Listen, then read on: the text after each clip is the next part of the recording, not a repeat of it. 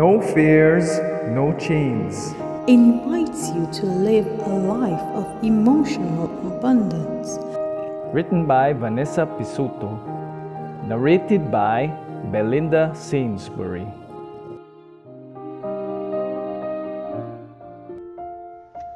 A pleasant good morning, dear friends. Today, May the 15th, our devotion is entitled Empty Vessels. Our scripture reading is taken from Jeremiah 29, verses 12 and 13. In those days, when you pray, I will listen.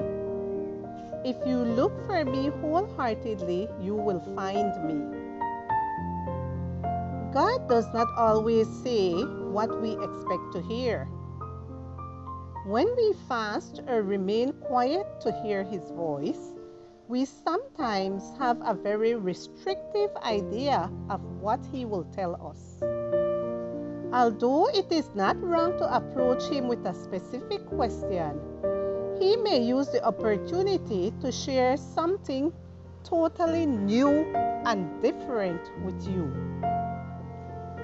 What we are doing by fasting is making room, not manipulating a conversation or earning points on a loyalty card.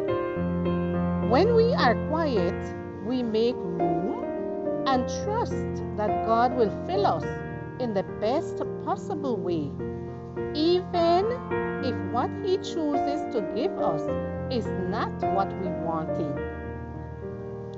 Fasting is not manipulating God or forcing Him to do something He does not want to do, but rather attentively and humbly tuning into His frequency. In To Be Told, American theologian and psychologist Dan Allender describes it in these words: fasting from any food, activity, project, or plan prepares the scene for God to appear. Fasting is not a tool to pull wisdom out of God's hand or to force Him to give us the necessary intelligence to make a decision. Fasting is the act of freeing ourselves from our fullness to tune in with our senses.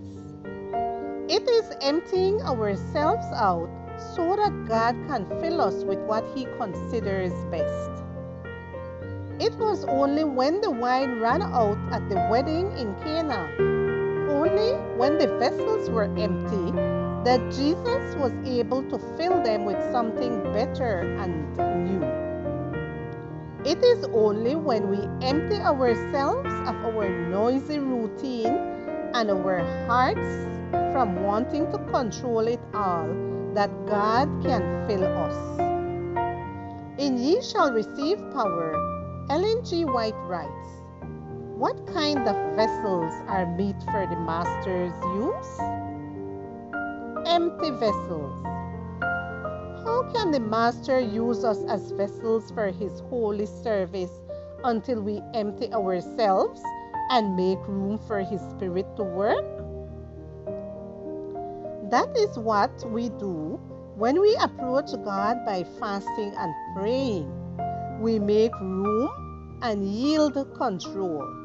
Then He can fill us with blessing until they overflow. Dear Lord, today I want to open my heart up to Your truth. I set aside my agenda, my priorities, and my desire to control it all. I do not want to spend a single day without listening to Your voice, being stressed and deafened by noise.